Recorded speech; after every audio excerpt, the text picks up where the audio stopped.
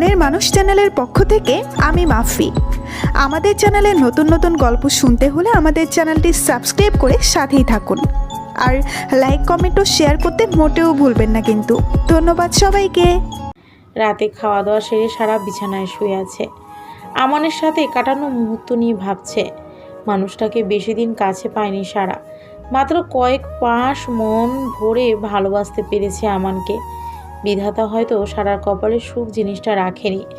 এমন সময় মিসেস রেহানার ঘর থেকে কিছু পড়ার শব্দ সারার ভাবনায় ব্যাঘাত ঘটায়।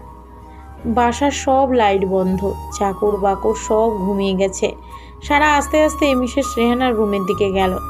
রুমের ভিতর থেকে কিছুটা ঝাঁঝালো কণ্ঠ শুনতে পায় সারা। প্রথমে ভাবলো তিনি নিজের স্বামী বা মেয়ের সাথে কথা বলছেন, তাই নিজের ঘরের দিকে পা বাড়াতে নিল। হঠাৎ আমানের নামটা মিসেস রেহানার ঘর থেকে শুনতে পেল। দরজাটা হালকা খোলা রয়েছে, তাই কথাগুলো বুঝতে একটু অসুবিধা হলো না সারার। মিসেস রেহানা আমানের সাথে কথা বলছে। আমান, তুমি বোঝার চেষ্টা করো, সারাকে আমি কেন এত বড় ঘটনার কালার করতে যাব। কেউ একজন থানা থেকে মিডিয়ার লোকজনকে খবর দিয়েছিল, আমার কিছুই করার ছিল না। ও পাশ থেকে, আমি তো জানি সারা তোমার স্ত্রী, তাহলে কেন তাকে আমি বদনামের ভাগিদার হতে দেব? তুমি অযথা রাগ করছো আমান, সে আমার মেয়ের বয়সী। ও পাশ থেকে, তুমি চিন্তা করো না আমান, ওকে আমি নিজের মেয়ের মতোই দেখে শুনে রাখবো। তুমি আমাদের মিশনের কথা ভুলে যেও না। এখন রাখছি, দেখি সারা কি করছে। সারা দ্রুত পায়ে নিজের ঘরের দিকে চলে গেল।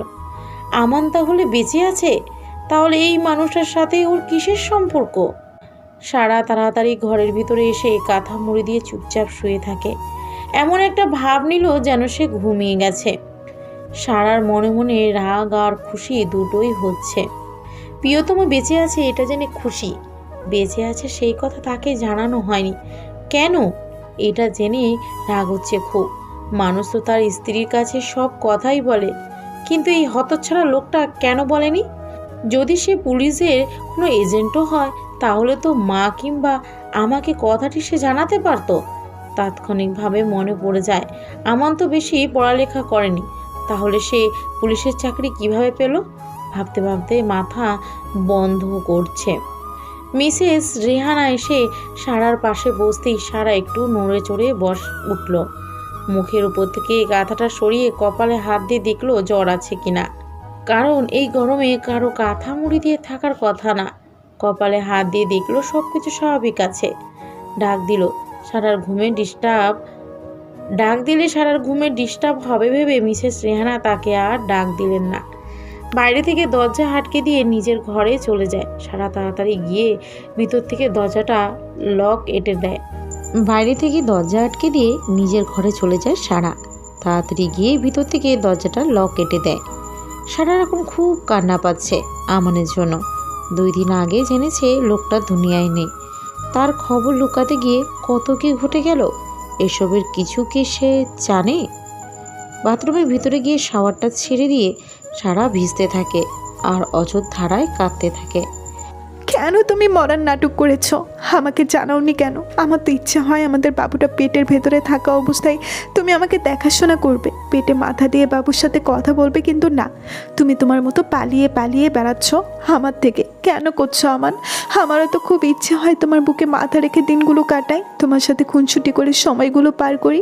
সব সময় কি আর নিয়তির দোষ দিলে হয় বলো? দোষ তোমার। কেন আমার সামনে আসছো না? কেন কেন কেন? সকালে মিসেস রেহানা অফিসে যাওয়ার জন্য রেডি হয়ে খাবার টেবিলে এসে দেখে সারা নেই। কর্মচারীদের জিজ্ঞেস করতে তারা বলে সকাল থেকে তিনি এখনও ঘর থেকে বেরই হননি। মিসেস রেহানা সারার দরজায় টোকা মেরে ডাক দেয়, কিন্তু কোনো সাড়া শব্দ পায় না। ঘুমিয়ে থাকলেও ঘুম ভেঙে যাওয়ার কথা। মনের ভিতর একটু সন্দেহ হলো, তাই নিজের ঘরের আলমারি থেকে চাবিটা এনে সারার ঘরের দরজাটা খোলে, কিন্তু দরজা খুলে সারাকে ঘরের বিছানা বা বেলকনিতে কোথাও দেখতে পায়নি। বাথরুম থেকে কুলকুল করে পানি পড়ার শব্দ কানে আসে। মিসেস রেহানা ভাবে সারা হয়তো গোসল করছে, তাই কিছুক্ষণ অপেক্ষা করে। 10 মিনিট 20 মিনিট এভাবে 1 ঘন্টা পার হয়ে যায়। এদিকে ডিউটিতে যাওয়ার টাইম হয়ে গেছে, এখন বের হতেই হবে। তাই মিসেস রেহানা বাথরুমের দরজায় নক করতে থাকে, কিন্তু আগের মতোই কোনো সাড়া শব্দ পায় না, পানি পড়ার শব্দ ব্যথিত। এবার ওনার মনের ভিতর খচখচ করতে থাকে, সারার কোনো বিপদ হলো না তো? সারার কিছু হয়ে গেলে আমানকে কি জবাব দিবে? একজন কর্মচারীকে ডেকে বাথরুমের দরজা ভেঙে দেখে সারা ফ্লোরে পড়ে আছে আর শাওয়ার চলেই যাচ্ছে। মিসেস রেহানা দ্রুত শাওয়ার বন্ধ করে সারাকে তোলার চেষ্টা করে। সারার গায়ে হাত দিয়ে আটকে উঠে রেহানা, বরফের মতো ঠান্ডা হয়ে গেছে। দেহে যেন কোনো রকম প্রাণ পাখিটা আছে, একটু এদিক সেদিক হলেই উড়ে যাবে। দ্রুত সারাকে নিয়ে হসপিটালে রওনা দেয় মিসেস রেহানা। সারা চোখ খুলে সামনে আমানকে দেখতে পায়। স্যালাইনের সুচ বাম হাত দিয়ে টান দিয়ে বের করে দৌড়ে গিয়ে আমানের বুকে ঝাঁপিয়ে পড়ে হু করে কেঁদে ওঠে। আমান দুই হাতের আঁচড়ায় সারার মুখটা ধরে কপালে একটা চুমু এঁকে দেয়, বলে, আমি চলে এসেছি সারা, আর কিছু হবে না তোমার। জীবন চলে গেলেও কিছু হতে দেব না। সারাকে বেডে শুইয়ে দিয়ে ডক্টরকে ইশারা করে স্যালাইনটা আবার লাগিয়ে দিতে বলে। এমনিতে কিছুক্ষণ হলো সারার জ্ঞান ফিরেছে, তার উপরে আমানকে দেখে নিজের কান্না কোনোভাবেই থামাতে পারছে না। সারা রাতের কান্না, এখনকার কান্না সব মিলিয়ে সারার অবস্থা নাজেহাল। আমান সারাকে শুইয়ে দিয়ে একটু উঠতে নিলে দেখে এক হাত দিয়ে সারা তার শার্ট টেনে ধরেছে, তাই উঠতে গিয়েও আবার সারার পাশে বসে পড়ল। কোথায় যাচ্ছ তুমি? তোমাকে আমি আর কোথাও যেতে দিব না। আমার জীবনে যতদিন আছে ততদিন আমার চোখের সামনে থাকবে। আমি মরে গেলে? আমান হাত দিয়ে সারার মুখ চেপে ধরে। এই জীবনে শুধু তোমার জন্যই সারা, তুমি না থাকলে আমার কিছুই না। খবরদার, আর মরে যাওয়ার কথা বললে কিন্তু আমি সত্যি সত্যি এবার মারা যাব। আমানের কথা শুনে সারা ফুপিয়ে ওঠে। আমান বুঝতে পারে সে ভুল কিছু বলে ফেলেছে, তাই হাজারবার সরি বলল। তোমার জন্য আমার কত কথা শোনা লেগেছে সবার কাছে। আমার ছোট নেহা, তার কাছে চর খাওয়া লেগেছে। কত কষ্ট হয় জানো? সারা, তুমি হাইপার হয়ে না, সব ঠিক হয়ে যাবে। আমি তো চলে এসেছি, আর কোনো অপবাদ তোমার থাকবে না। সেই দিনই হাসপাতাল থেকে রিলিজ নিয়ে সারাকে নিয়ে বাড়ির উদ্দেশ্যে রওনা দেয় আমান। যদিও এত তাড়াতাড়ি এইসব করার ইচ্ছা ছিল না আমানের, কিন্তু মিসেস রেহানা বলল যে ওকে আর এত কষ্ট দেওয়া ঠিক হচ্ছে না, তাই সব কিছু এত তাড়াতাড়ি। গাড়ি থেকে নেমে আমান সারাকে বলল, একটু অপেক্ষা করো, আমি আসছি। এই রাতে এমন শুনশান জায়গায় আমান কোথায় যাবে? তাই সারা পিছু নিল। আমার 3জন লোককে টাকার একটা বান্ডিল দিল। এরা তো সেই 3জন যারা গত পরশু আমাকে তুলে নিয়ে গেছিল। এরা তো আমার সাথে, আমার নিজেই তাহলে এসব করেছে। এটা করে ওর লাভ কী ছিল? কি হচ্ছে এসব আমার সাথে? দ্রুত ওখান থেকে চলে এসে গাড়িতে বসে পড়ে সারা। এখন আমি চুপচাপ থাকবো।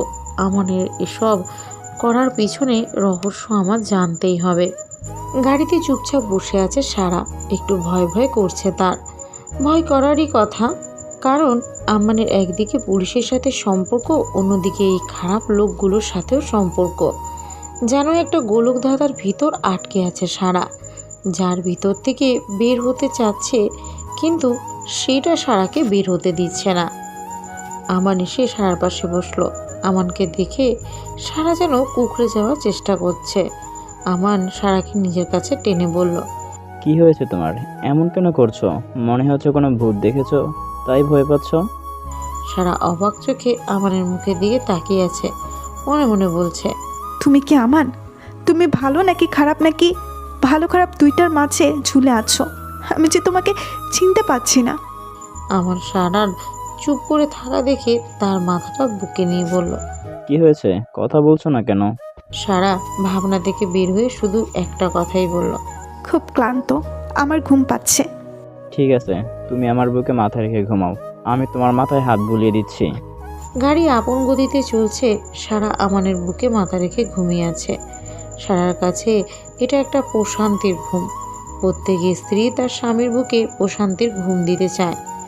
সারাও ঘুমাচ্ছে, কিন্তু ঘুমের ভিতর কোনো প্রশান্তি নেই সারার। বারবার উসপিস করে উঠছে, যেন মনে হচ্ছে ওর প্রশান্তি কোনোদিন ছিল না, কোনোদিন আসবেও না। সারা জীবন শুধু লড়াই করে বাঁচতে হবে। আমাদের বাড়ি পৌঁছাতে রাত প্রায় 11টা বেজে যায়।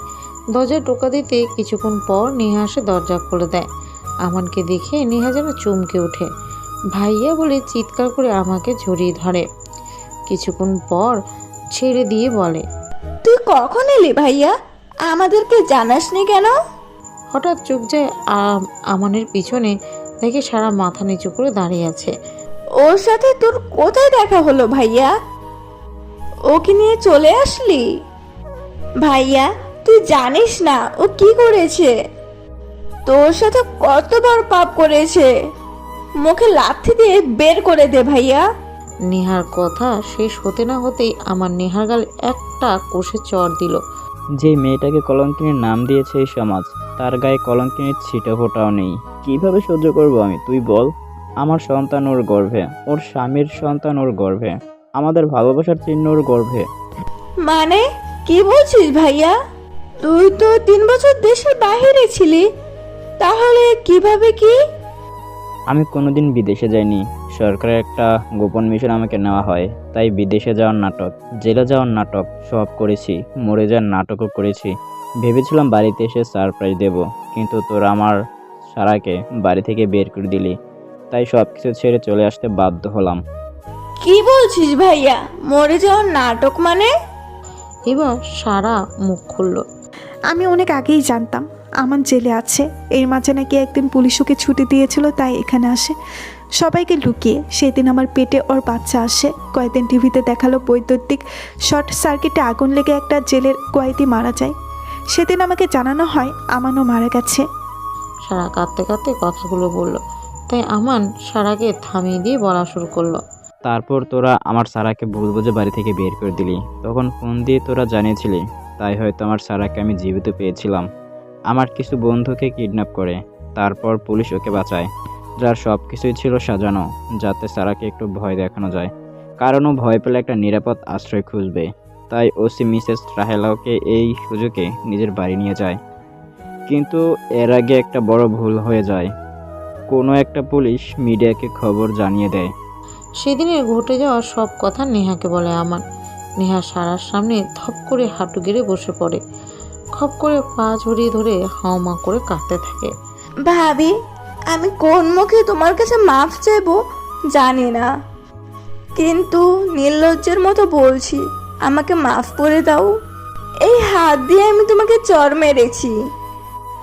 আমি তোমার কোনো কথা বিশ্বাস করিনি। সারা নেহাকে উঠিয়ে বলে, তোমার কোনো দোষ নেই নেহা। তোমার জায়গায় আমি হলেও এমনই করতাম, কারণ সত্যটা তুমি জানতে না। নাসরিন বেগম ঘর থেকে বের হয়ে ছেলেকে দেখে খুব আশ্চর্য হলো। খবর না দিয়ে চলে আসলো এটা ভেবে। সারা দিকে চোখ পড়তে তেড়ে গেল ওর সামনে। নেহা মায়ের এমন আচরণ দেখে সারাকে আগলে দাঁড়ালো। মা, এত বড় অন্যায় আর করো না। কিসের অন্যায়? এই কলঙ্কিনীকে তুই কোথায় পেলি আমান? মা, দয়া করে চুপ করো, আমার কথাগুলো শোনো আগে।